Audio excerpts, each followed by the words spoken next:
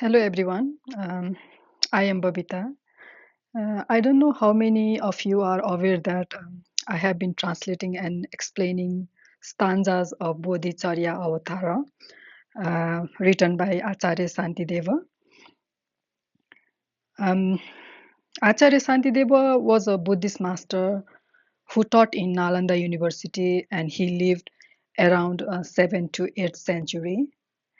Um, the book is named as Bodhicharya Avatara, which can be translated as the conduct of the ones who wants to achieve full enlightenment. This book has 10 chapters, which contains 913 stanzas.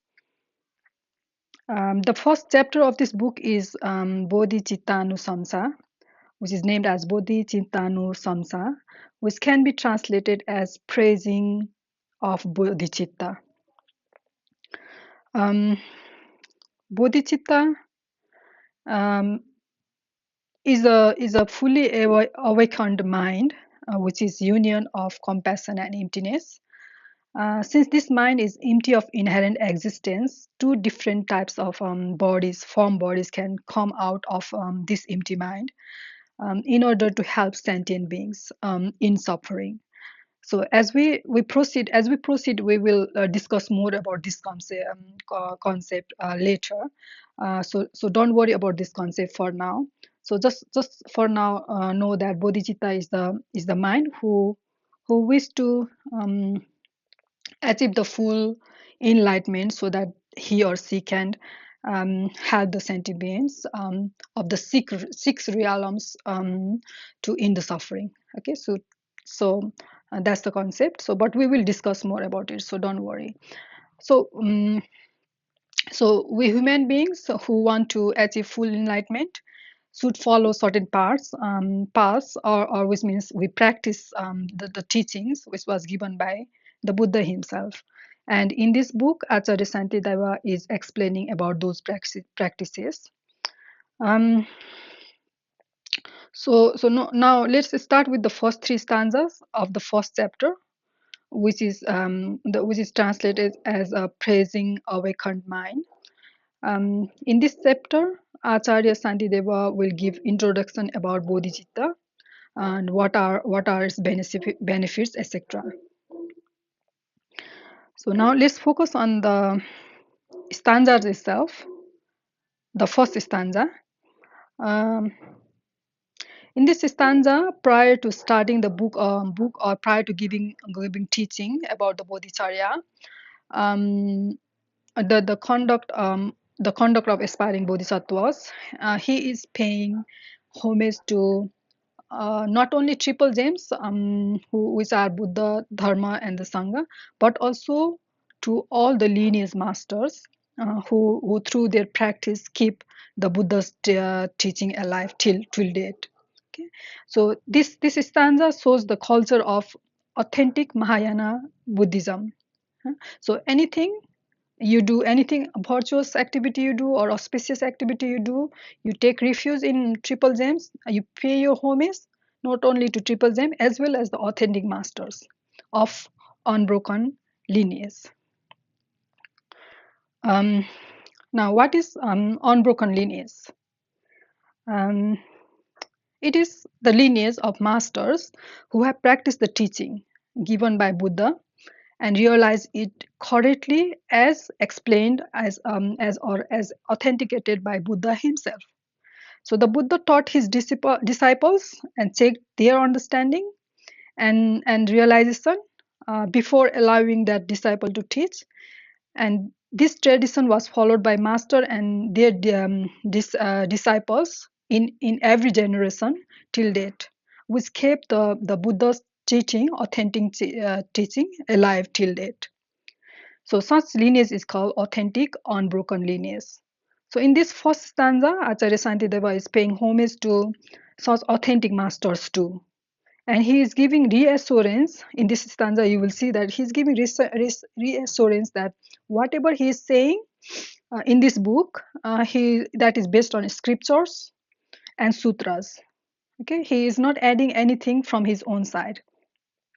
This is also the a tradition or a culture of a authentic, unbroken lineage. Um, so that's the explanation of the first stanza. Um, and you will see he is saying that he will explain everything briefly, but I will reassure that it's not brief. It will take at least 2 years or more than 2 years to understand concept of this book. So so so it might be, um, brief for him, but for us it's not brief. So let's go to the second stanza and third stanza. In these two stanzas, in second and third stanzas, he is telling his intention of creating this book. So this is also a culture of authentic unbroken lineage, where prior to doing anything auspicious or virtuous deed, you first pay homage to the Buddha and Dharma and the Sangha as well as gurus, and then you set off your motivation. What is your intention of doing whatever you are doing?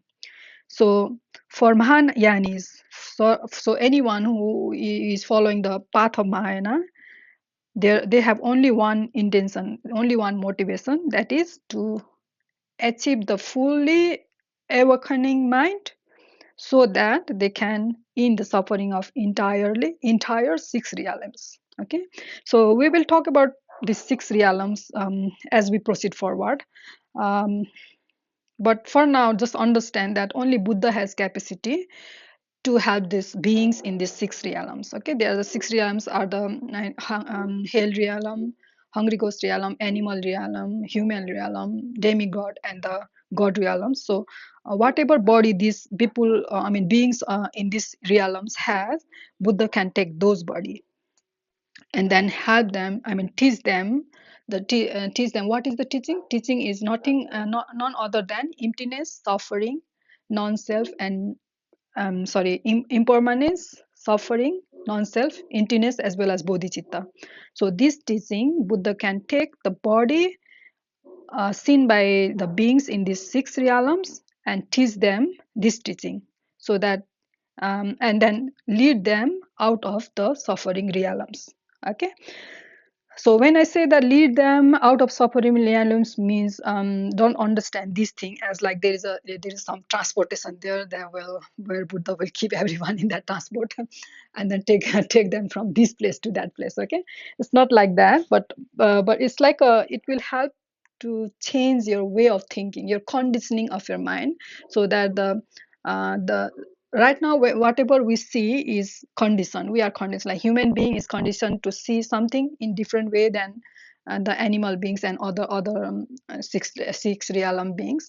But when you are enlightened, you see same thing, but different things appear. Okay, for a Buddha, if something is appearing in certain way, then for the Buddha that thing will appear differently.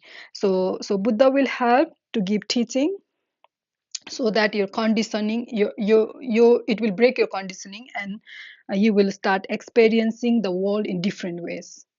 So that's the brief, but we will go on, discussing this thing more in detail as we proceed. So for now, just understand only Buddha has capacity to lead us out of the suffering realm. um, how he can help us is like he can take different types of bodies, so that different type of people can see him, and then teach them according to their conditioning, their mental inclination, in the language they can understand.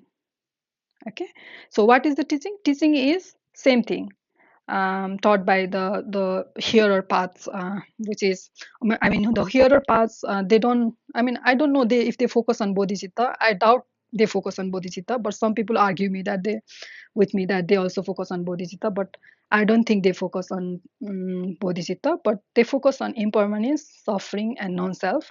But Mahayana Buddhism focus on emptiness as well as bodhicitta. I think higher path also, if arhat, um, they, if they don't realize emptiness, until they realize emptiness of inherent existence, they can't be arhat. So I don't think there is a concept of bodhicitta. They might be, but the Mahayana is more focused on this bodhicitta part. Anyway, the teaching the Buddha will give to the beings are impermanence, suffering, non-self, emptiness, and bodhicitta, and then lead them out of the these six suffering realms. Okay, so for now, this much, just explanation of this third three stanza. This three stanzas shows the culture of the Mahayana Buddhism, where they prior to doing any auspicious thing, they pay homage to the triple gems as well as masters, and then they set up the motivation. So that is what Acharya Santideva is doing in these three stanzas. And then we'll talk about more stanzas in coming days. Okay, that's all for today. Keep safe. May everyone be happy.